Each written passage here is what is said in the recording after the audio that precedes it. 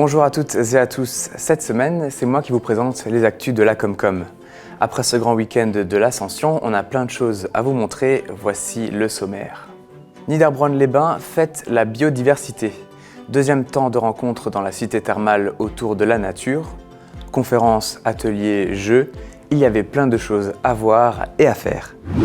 À Merswiller, les couturières s'activent, elles suivent les bons conseils de Fabienne pour perfectionner les robes, sacs à main et autres tenues alsaciennes.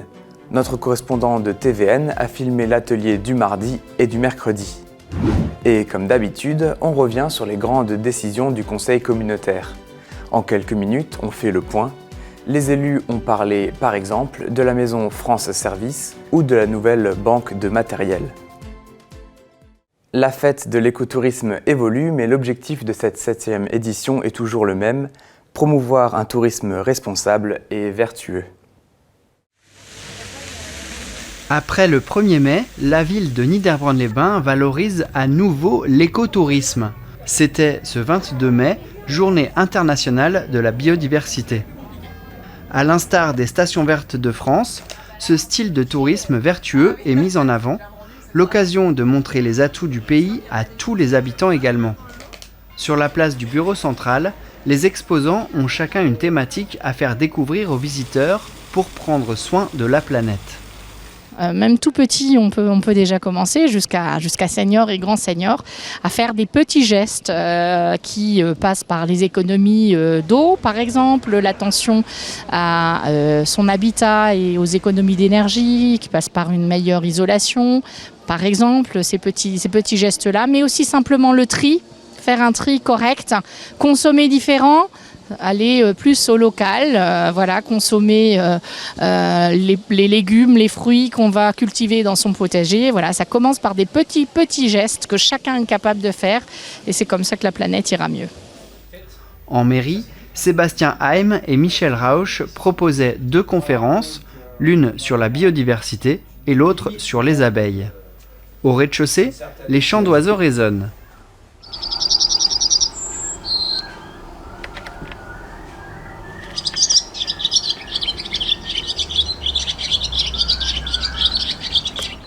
Le jeu consiste à reconnaître les volatiles par leur chant, leur silhouette ou leur plumage. Une manière de se familiariser avec la nature. Pour cette 7e édition, plusieurs thématiques. L'économie circulaire avec la vestiboutique de la Croix-Rouge et le recyclage de TerraCycle. Les transports et l'énergie avec les solutions de mobilité douce. Et des ateliers, notamment celui animé par les parents d'élèves qui faisaient fabriquer des hôtels à insectes à partir de matériaux de récupération. Mais il y avait aussi des jeux avec la maison de l'eau et de la rivière sur les chaînes alimentaires. Comme dans une ruche, les activités étaient riches en cette journée qui conclut la fête de l'écotourisme. Les motards sont passés près de chez vous à la fin du mois d'avril et ce vendredi, c'était l'heure du bilan au Moulin Neuf à Niederbronn-les-Bains. L'association Une Rose, un Espoir a invité le public et les élus locaux pour la découverte du montant et la remise du chèque. C'était l'occasion de rendre hommage à l'un des motards, décédé tout récemment. Il avait participé à l'opération cette année. Nous voulons avoir une pensée pour Stéphane. Stéphane était avec nous pendant le week-end des Roses. Il avait participé avec enthousiasme à l'opération et se réjouissait déjà de revenir l'année prochaine. Malheureusement, il y a 15 jours, il s'en est allé. Son chemin a croisé une voiture alors qu'il circulait avec sa moto. Lors de la cérémonie, le président a expliqué qu'il n'y avait pas de frais de fonctionnement grâce aux mécènes, partenaires, communes et collectivités.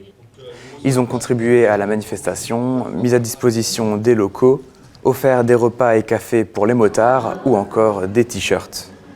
Générosité aussi de la population. En tout, 13 340 roses ont été vendues. Le président de l'antenne locale redonne les chiffres des éditions passées et fait monter le suspense. Le record de 42 319 € de l'année dernière sera-t-il battu ? L'association a réalisé un mini-film humoristique d'un gendarme partant à la recherche du montant de la collecte pour 2022. Et malheureusement, malgré tous nos efforts, aucun résultat, rien ne transpire, une véritable omerta. Nous sommes dans l'expectative et dans la déception. Alors, Nous nous en remettons à une enquête de terrain. Je vais vous dire, je sais pas.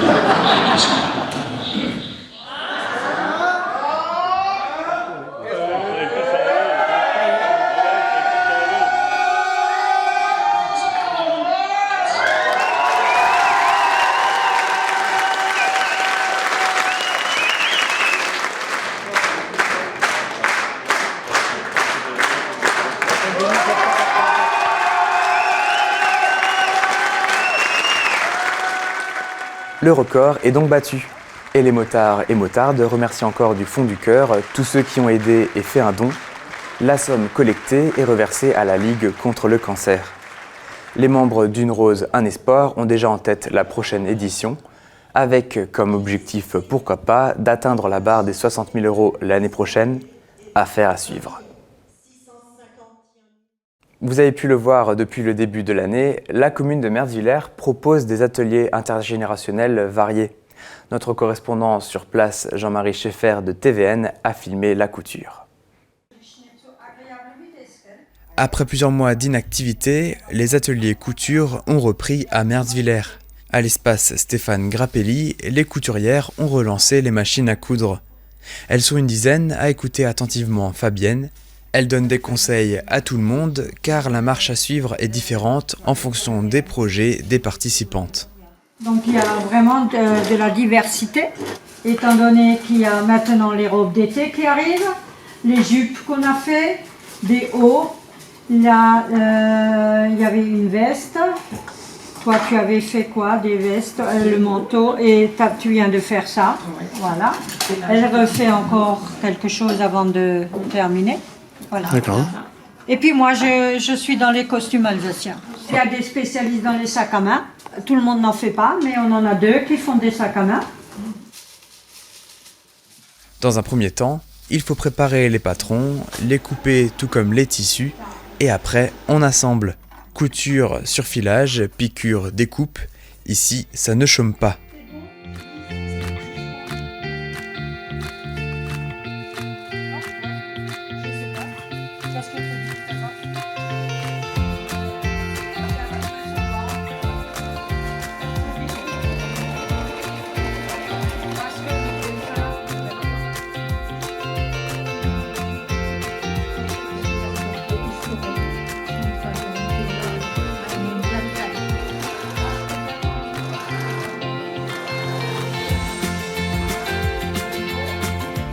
Les groupes se retrouvent 1 à 2 fois par semaine et les couturières ramènent leur propre matériel. Certaines ont même déjà confectionné des tenues de poupées. Et ce sont aussi des mamies attentionnées, elles font des habits pour leurs petits-enfants. Si ça vous intéresse, vous pouvez contacter Fabienne pour rejoindre l'atelier en fonction des places restantes. Il vous suffit juste d'aimer la couture et de faire preuve de patience. Les participants reprendront les ateliers au début du mois d'octobre.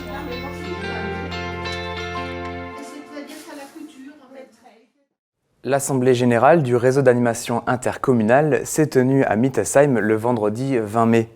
Comme chaque année, le bilan est très conséquent et très varié.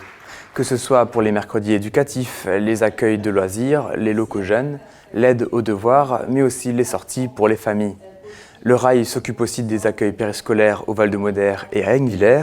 Prochain grand rendez-vous du réseau Moment-Scène, le programme est sorti.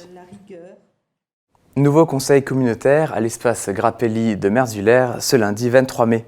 Les élus se sont réunis pour aborder plusieurs points concernant notre Comcom, par exemple le lancement de 2 nouvelles structures périscolaires, un renouvellement de contrat avec l'AGF et comme présentation, le lancement de la banque de matériel.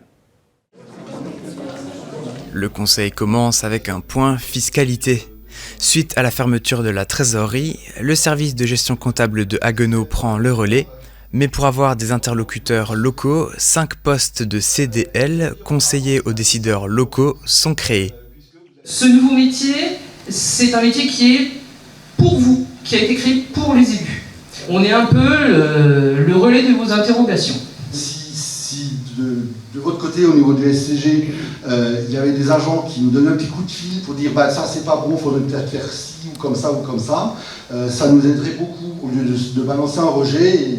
Je comprends des fois même pas les termes qui sont utilisés dans le rejet. Si certains d'entre vous en ressentent le besoin, organiser une demi-journée en fait, de visite au SGC où on intervient sur des thématiques précises, on explique comment on travaille, on échange avec vous sur vos difficultés, ça peut permettre effectivement de faire avancer les choses. Autre point, l'ouverture de la maison France Service est prévue à compter du 1er juillet, avec 2 personnes pour en assurer le fonctionnement. Donc les services de l'État que sont les finances publiques, Pôle emploi, la CARSAC, qui est la caisse de retraite, la CPAM sera là, la MSA, Sécurité sociale agricole, la MDPH, la CAF et Pôle emploi. Ensuite, seront également présents dans cette maison France Service des services de la communauté de communes, à savoir les services du Centre intercommunal d'action sociale, le conseil numérique, qui est aussi ouvert à l'ensemble de notre population, la station carte nationale d'identité et passeport dont nous parlerons tout à l'heure. Les permanences PIC Rénov-Habitat par le BAM Conseil se dérouleront également dans cet espace France Service. Nous avons également obtenu la présence d'avocats. Utileco fera des permanences et je suis en train de voir pour des permanences gratuites de notaires. Seront aussi sollicités d'autres services comme des professionnels de santé, la mission locale, l'association Crésus ou encore les droits des femmes et des familles, et le panel pourrait s'étoffer. Dans les affaires financières, compte tenu des faibles taux d'emprunt, la Comcom a lancé une consultation pour financer le programme d'investissement 2022-2023 et va emprunter 1 million d'euros. Alors avec cet emprunt d'1 million d'euros, on arrive à un taux d'endettement très raisonnable, je pense que Mme Feder ne me contredira pas, de 42 euros environ par habitant. Vous avez compris, le taux est extrêmement intéressant, 0,85% en fixe sur 15 ans. Le coût du crédit, comme l'a rappelé Patrick, 66 000 euros des poussières. Et le taux d'endettement passerait alors à 42 euros par habitant, pour votre information générale. Pour une Comcom de 15 000 à 30 000 habitants, le taux moyen d'endettement est de 204 euros au niveau national.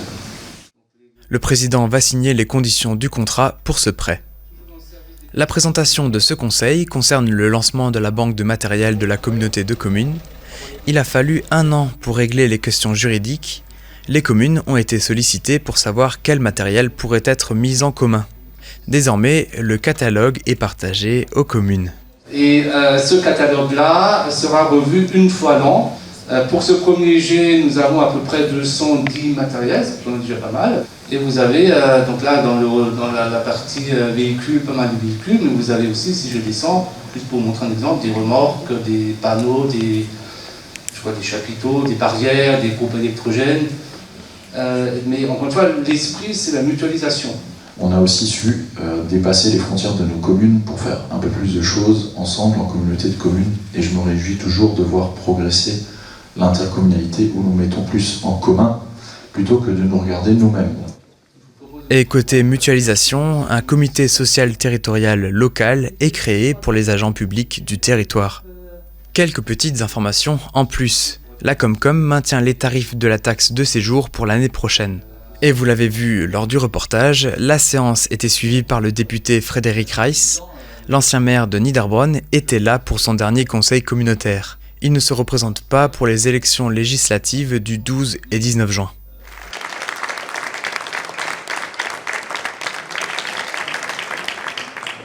Prochain conseil communautaire le 4 juillet et ce sera le dernier avant la pause estivale. On finit ces actus avec un peu de musique. Direction la salle des fêtes de Gundershofen. Notre correspondant Raphaël a filmé le concert des Paldauer avec en première partie la chanteuse locale Aline Spar. Für den Spezialsoirée Fête des Mères von der Prangis 67 sind über 400 Personen auf Gundershofen gekommen.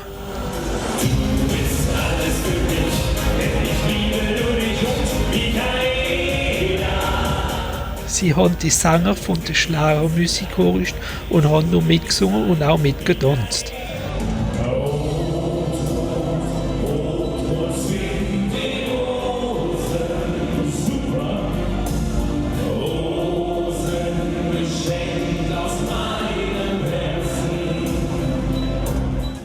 Der Nico Nems ist irgendwann aber auch eine lokale Sängerin, wie ihr schon auf TV3 haben können sehen.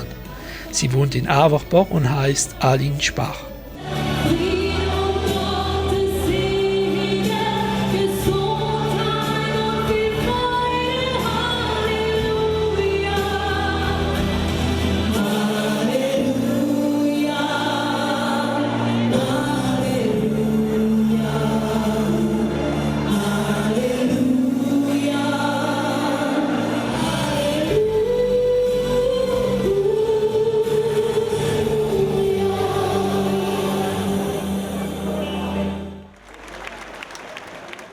Die zwei Sterne haben sogar ein Duo miteinander gesungen.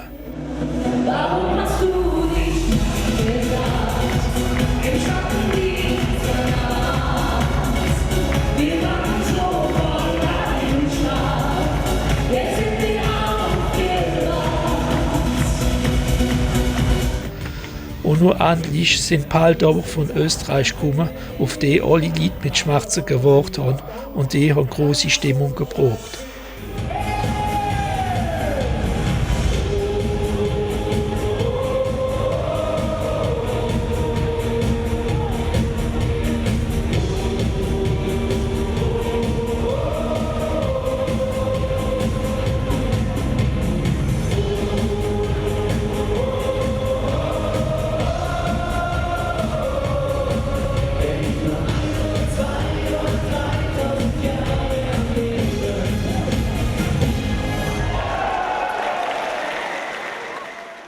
Et voilà, on a fait le tour des actus pour cette semaine, mais on continue tout de suite avec l'interview de la semaine. On va parler littérature avec Corinne Dillman qui nous présente son nouveau roman. Dans la chronique, un peu de musique. Et si vous ne l'avez pas encore vu, vous pouvez revoir notre documentaire sur les maraîchers sorti vendredi dernier. Merci encore pour votre fidélité, passez une bonne semaine et portez-vous bien.